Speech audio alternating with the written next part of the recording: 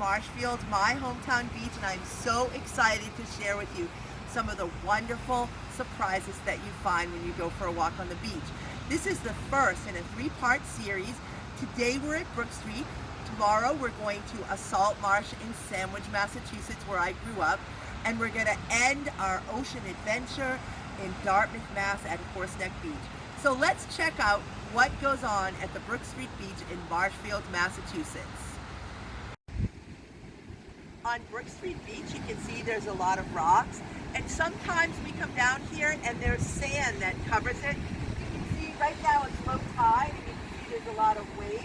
And I don't know if you noticed in the picture, but there is a seawall. When the tide comes in, when it's high, the tide goes all the way up almost to the top of the seawall. You can kind of see a line on the seawall where the water stops. It gets a little bit darker towards the top. You never know what you're going to find when you go on the beach. So we never know. Is it going to be a sandy beach or is it going to be rocky? We have had a series of storms over the past couple weeks that took away some of our sand. But let's go and see what we can find as we explore some of these tidal pools at low tide on Brook Street Beach. You'd be surprised to find something in all these rocks, but look what I found here. It looks like a moon snail.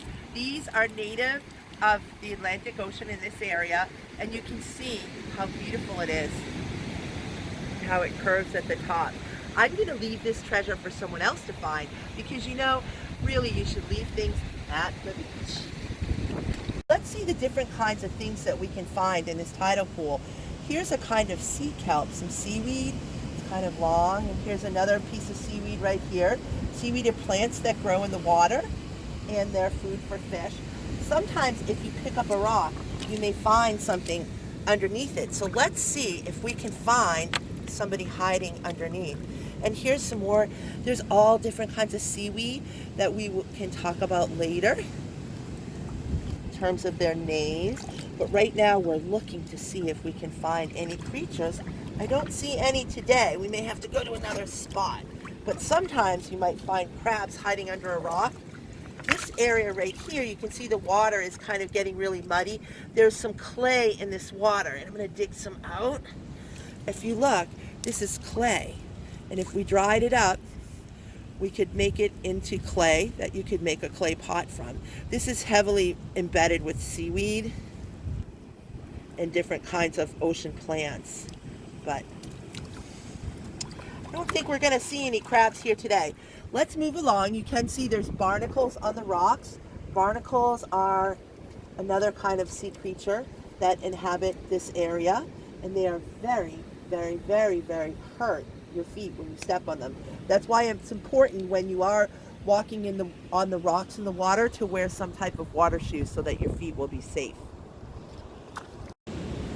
So as you can see on those rocks, there's some periwinkles, and under here I found a piece of a clam shell. Now this clam probably was dug up by a seagull, and what the seagulls do is they take the clams and they drop them on the rocks and they open them up and they get out the clam. So that if you see seagulls flying with something in their mouth, they usually have their breakfast. Let's look out here where there's some seaweed, and maybe we can find some sea creatures. You can see a lot of these rocks are draped in seaweed, and this particular seaweed is called rockweed. It's always been my favorite when I was a little girl because this is what we would do. You see how there's little bubbles? Well, if you pop them, they make a popping sound. And I can just remember spending hours upon hours popping seaweed. I'm not sure if that's a good environmental thing, but it's sure fun. And as you can see, there's an abundance of it. In this rockweed, I found a periwinkle. And this periwinkle, actually, you can see, is inhabited by a sea creature. And you can see it's kind of coming out. It's probably looking at the air saying, help me, I'm going to put it back on the seaweed where it's safe. Again, it's always important. It's nice to observe sea creatures, but please do put them back before you leave the beach. Let's see if we can find some crabs. We're not having very good luck today, but maybe if we go a little bit further, we can find something. I don't see any live crabs, but oh, I found evidence of a crab. Here's a crab shell. You can see the way it looks on the inside. This is the shell. He must have shed his shell to find a bigger one because it's little. And you can't really see, but I see some little brine shrimp swimming around. I just saw one. I did just see one. They're those teeny tiny creatures, but he disappeared. Oh, you might see them swimming in the water. They're very, very small. We call them brine shrimp, but there's probably another proper name. And if you look at this, I don't know if you can zoom in on that. There, you can see that snail, his little feet are out, kind of holding onto the rock. And oh, look, is he alive? There is a baby crab. You can barely see him. I'm going to put him right back in the water. My favorite things to do at the beach is to watch the different types of birds. And floating in the water right now, you see a couple of seagulls. They look like quintessential seagulls with the white and gray and black feathers.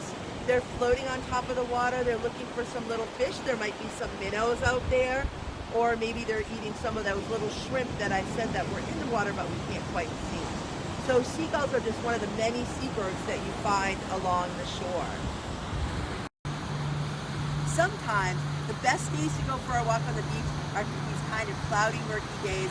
Let's take a little bit of a walk and see what we can find. Maybe we can find some shells or some other exciting discoveries. Well, as you can see, the waves they're starting to pick up a little bit because the tide is starting to come back in. They're not like super big today. On other days they've been bigger, but you can see the water flowing in and out. And this has to do with the tide. Every day, twice a day, the tide comes in, which means the water comes all the way up to the seawall, and then the tide is pulled back out, where the water is pulled out. Now you might wonder where the water goes. It doesn't really go anywhere. It has to do with the magical force of gravity. The Earth, of course, is moving, and our moon is moving around the Earth. And as the Earth tilts, the moon's gravity pulls on the Earth, and it pulls the water towards it, and pulls the water, pushes the water against it. So that's kind of a very simple explanation of the tide. But if you click on this link, you will find a great explanation of our wonderful tide. Well, thank you all for joining me at one of my favorite places, Brook Street Beach. It's actually part of Sunrise Beach in Marshfield. And I'm so excited because tomorrow we're going to take you on a new adventure and go to a beach in Sandwich. We're going to take a peek at the beach so we can see Cape Cod Bay and see how it maybe compares to this beach, which is also on the Atlantic Ocean, but not necessarily on Cape Cod Bay. And we're going to spend a lot of time in the salt marsh. See you tomorrow.